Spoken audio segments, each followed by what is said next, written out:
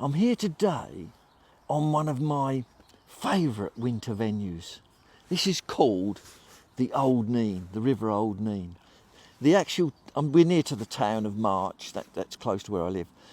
But it's called a river, but it's not really a river, it's a drain. It's one of the many drains in this area that we used to drain all the land, going back to the mid-1700s, just to drain the land, and that's exactly what they do. There's a 20-foot drain, the 100-foot drain. I don't know why they call them that, and there's a 60-foot drain, but I've never found out why they call them that. And most of this water, although it's called a river, goes down the tidal Nene, so it never really floods, and it looks, to be truthful, it looks spot on today. I think we're going to catch a lot of fish. I did cup a couple of balls of groundbait in just while I was chatting to get the swim going, but I think we're going to catch a lot. I've set a rig up, a 2 gram rig overshotted for easing a pinkie through at 7 metres. I've also set a rig up for running through at that length on my whips, Silverlite whips. And then I've also cupped a big cupful of hemp over. There's a boat over there, and I've cupped a big cupful of hemp there. I think we'll catch some hemp fish later if we want. So lots to go at. Will they feed today? Yeah, they always feed when I'm out.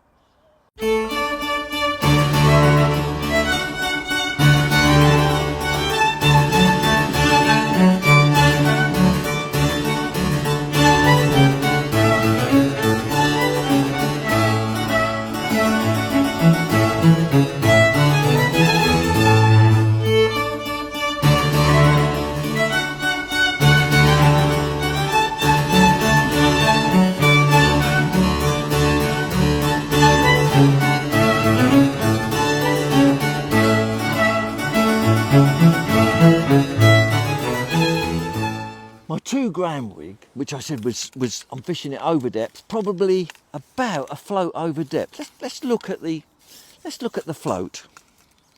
So that's a 2 gram Nevis float. It's got a fibre bristle, but quite a high vis one, reasonable diameter, a very, very thin carbon stem. If you can reduce the size of this stem when you're fishing a flowing water, the float will sit better. The thicker that stem, as the water's pushing, it will try and push the float up. So you want that is really flexible and thin, but that's exactly what I want. It seems weak, but it's perfect for what I want. And then going down to, I've just a nice simple olivette, which is, so the float's 2 gram, the olivette's 1 3/4 gram, and then a piece of silicone through the middle, the line, and then I plug it with a carbon bristle, one that fits in there. So I can move this, if I want, quite easily, without damaging the line. I never put shots either side of the olivette. Underneath there, now I don't always use these are stots, but this is what I've overshotted the float with. They are easy for overshotting the float, these stots. You can move them about, they don't damage it. So those little stots there just for overshotting the float. And then here I've got 3 number 8 shots. 1, 2, 3, fairly close together. There. I've got a little tiny knot that I use, which I always think is better for presentation. It's called a 3-turn surgeon's knot, and it's not hard to do, but that's what I prefer rather than loop to loop. I just prefer to keep everything simple. Then I've got a reasonably long hook length on there. It's sort of probably a 9-inch hook length down to a size 18 Sphere Classic hook. So size 18 hook, a long hook length, because I want nearly all of that line on the bottom. So I'm fishing almost a float over depth, so that shot there, that bottom shot, is almost on the bottom, the way that we've got it set up. And then the elastic, I love this elastic. It's a 1.5 microbore, Browning microbore elastic, but I think all hollow elastics seem to stretch more. That one is just nice. It's probably equivalent to like a 5 solid. So, but it stretches more, definitely. and always goes back in the pole, and it's stronger than normal solid elastic. It will last longer. And then I've just got a Dacron connector there with, all I do on my lines there, I only have one knot where it connects to the Dacron, and then you can either use a little knot picker to take that off when you've finished at the end of the day, or you can actually push it and it'll come off. But I don't like this double and pulling at it. You don't need it. Just one loop, an overhand loop on there to connect that. And I'll fish all day without that getting tangled. My hemp rig is a much lighter float. When I'm fishing hemp, I like to fish sort of almost on the drop, but it's running a bit today, so I've got a slightly heavier hook than I normally would use. The elastic is a number 4 solid elastic. You do need, when I'm going to be fishing at 11 or 12 metres, so you do need your elastic to stretch a bit in shallow. When you're in shallow water, if your elastic's a bit thick, then the fish are splashing on the top and scaring everything. And I've got a little tiny connector there, normal standard number 4. It's a Browning solid elastic, but that stretches, and I've got that just through this top section, which is 1.7 metres. So just through that one. But it's a pretty long section. It sort of takes in a fair bit, 1 3/4 metres of number 4 elastic. Down to the float. I like these. These are carp floats, but I like them for hemp fishing. It's running a bit today, and I know that I want to perhaps just hold that a little bit. So you always want a piece of body on your float.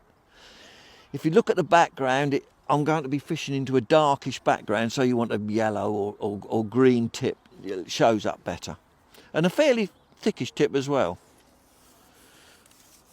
And down to the shots, I've got a little bunch of shots there, if you can see them. They're number 10 shots, 6 of them all together. I'm going to go in, try and hold it, and then I've just got another one number 10 below that. Then I've got my lovely little surgeon's knot there, which you can't, if you look, you will not see it. It's not a double loop, it's just a little knot. 6-inch hook length, and then an 18 sphere classic hook. That's to, I've put it on quite a heavy line, 010 line, so it's fairly heavy. I find that if you get, and the same as on the other rig, if you fish too light when you're catching a lot of fish, sort of 07's okay when you're catching 1 or 2 fish, but when you've got to catch 200 or 300, the line wears and you'll lose your hook. So if the fish will take 010, use an 010. It's not a problem. So my main plan today is cupping in ground bait with pinkies at 7 metres, and then a big cupful of hemp against the boat, and I'm hopefully catch some fish on hemp later over there. That would be the normal way that I would fish here. Now I'm using the sphere whip. I like it because it's so slim yet very strong. I've got a 10 metre and an 8 metre, but whenever it's windy, it's just much better to use. It's just, because it's slim in diameter, much easier when you're unhooking the fish. So this is, what I'm holding here is 5 metres. Look how slim it is. And so I can unhook the fish easy. Don't have to worry about crushing the pole section. On a normal, say on my Exosphere, they're not really made for unhooking fish on this length. The strength, because they're made and they're so light, you haven't got the same strength. The diameter is larger. That's why I love to use the whip for all this. I've just caught that one. I'm chatting away and I've caught this one fishing to hand. Look, big roach, straight away. But this whip you can use for fishing to hand, you can use for unshipping. So versatile. It's unbelievable the amount of fish you can catch. And it's so easy to work with.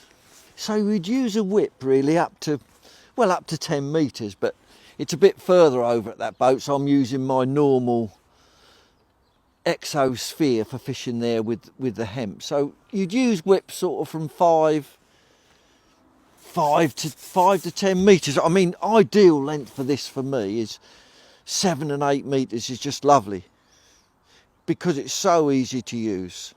Just take note of the ease of swinging in the fish. They come to hand, and then because you've got plenty, look, I've got all this hand to unhook the fish. And it doesn't matter if I squeeze that pole. Doesn't matter how hard I squeeze it, I can't crush it. So it's just a pleasure to use. So quick to work with, look. And shoving that joint on there, look, notice the nose cone. An EVA nose cone pushed in there tight. Just protects the pole, but makes it easy to ship and unship.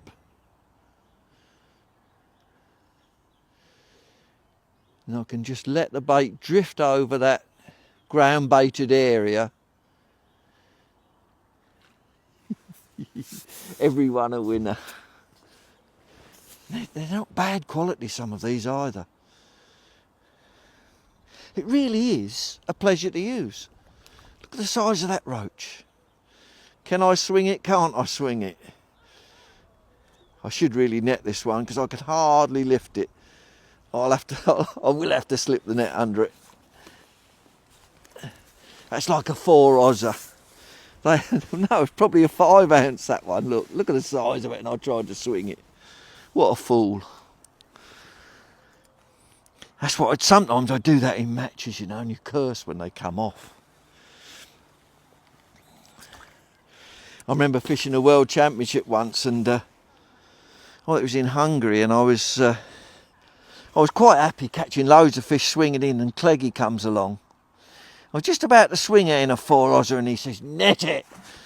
And so I did. And then as soon as he turned his back, I started swinging them again.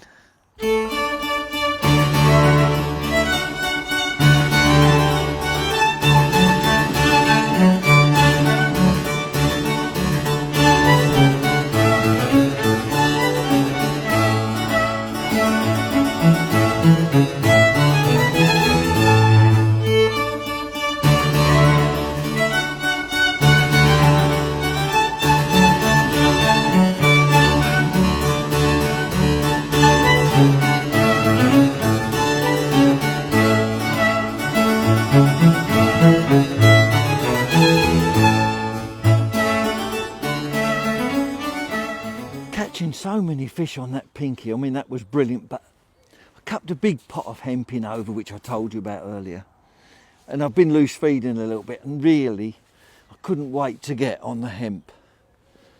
Just hair rigged hemp, and then fishing over against the boat with that small float, 4x12,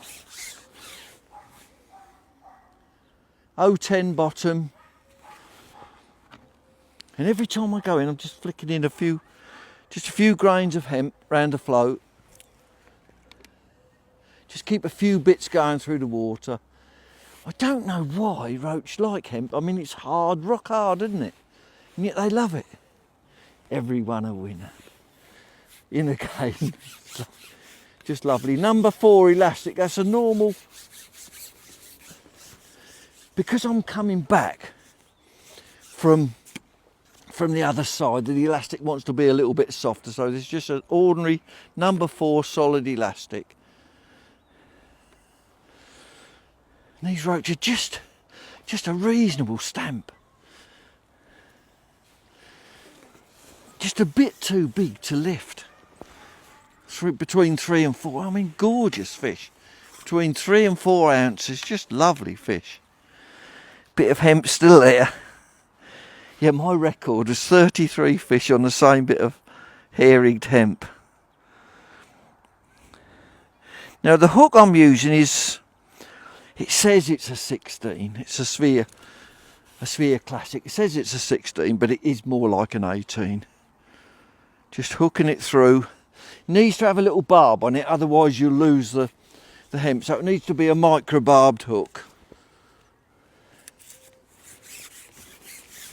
014 main line. Don't go too fine on the main line. It's not necessary when you're using short line. You can move your shots up and down without damaging the line.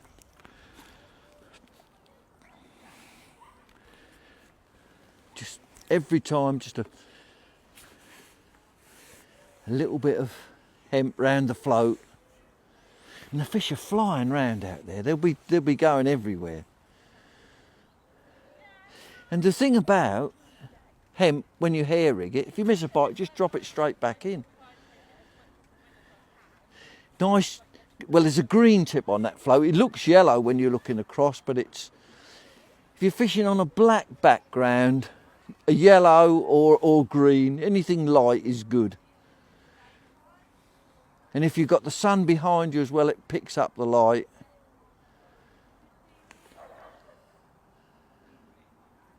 Hey, I think I lost a grain of hemp. I went in, didn't have a bite. I think the hemp slipped off, which is unusual. But I'd already had a few fish on that. I went out and it didn't go, and I thought, well, there's something wrong there.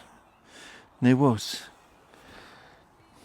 I do a few grains up, sort of do about 20 grains, and then what I do is I put them in the, I just put them in the freezer. Just hair it on.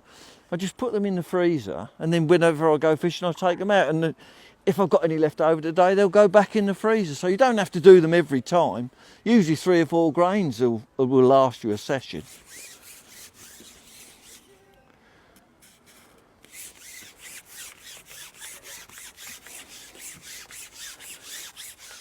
Steep bank behind me, so it's a little bit awkward for shipping out, but with those short legs on that roller, it does help.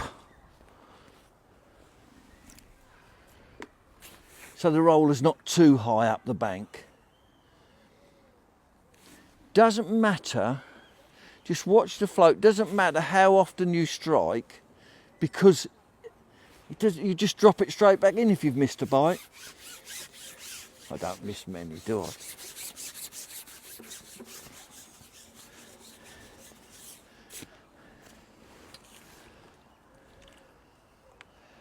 Oh, sometimes one or two might slip off.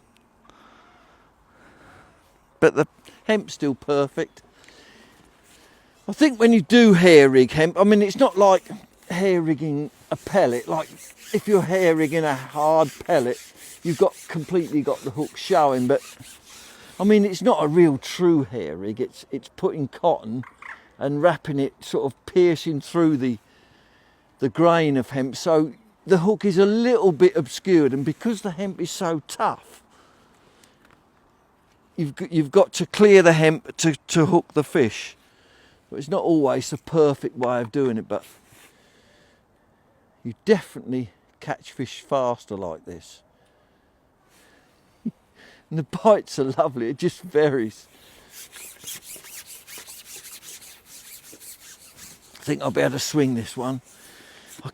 Sometimes I think, it's just about a swinger. Yeah, this one is. 2 ouncer. And every time you can see the grain of hemp just sticking out of its mouth. Lovely. Lovely clean way to fish. I cooked the hemp this morning myself. Doing a little microwave pot. It takes about 60 minutes, but the hemp is perfect. I can get right over against that boat. I think wintertime, if you can pick a boat or something, some bit of cover, the fish love to get under the boat. It must be warmer under there for them. Just natural cover for the fish.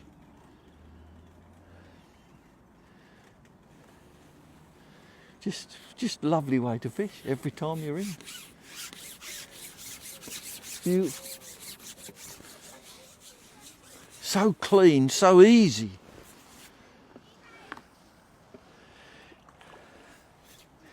This one's a little bit bigger.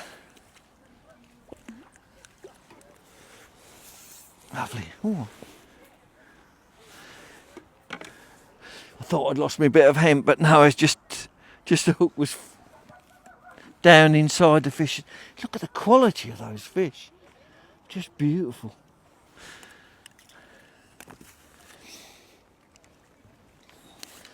So I've just got number 10 shot, 5.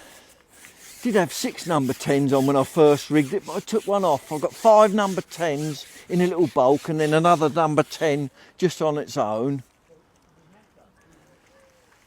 15 centimetre hook length. 010 bottom, because you can it's just incredible to fish it. Just straight in.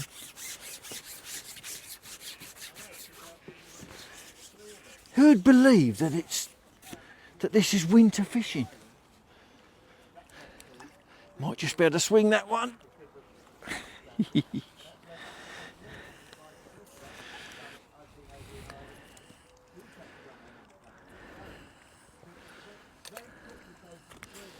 Just a perfect way to fish.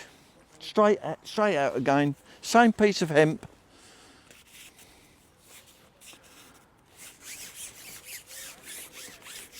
You can get out to that boat every time. I think I'm lucky here because the boat on the other side is occupied, and the owner seems to love feeding swans. And I think that's a natural. When she throws bait out for the. Do you know what? I think I'm catching as quick now as I was on pinkie, and I'm on hemp.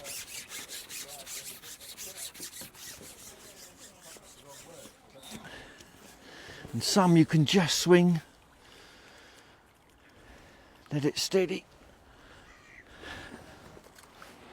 Oh, that one decided it wanted to go back, but it's just a matter of you can be smooth. Because of the hair-rigged hemp, I can just go straight out again, haven't got a bait up.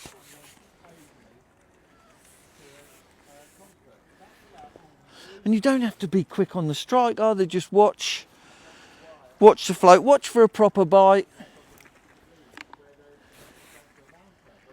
Just watch for a proper bite, and then when it goes, like that, as it disappears, just a nice strike. See, that elastic is it's perfect for distance. So I can now ship back, let the elastic absorb the fish as it's pulling. It's a bit better one. I'll have to net this one. I should net them really anyway. It's just these sort of like 3, 4, probably 4 ounce fish, this one. It's just non-stop action. It's lovely. And the quality of these fish. That's probably 5 ounces, that one. And it's taken the hemp right down. That's why sometimes it's better to net them, because if they take them, if you don't hook them in the lip and they take it inside the mouth, then it can tear out.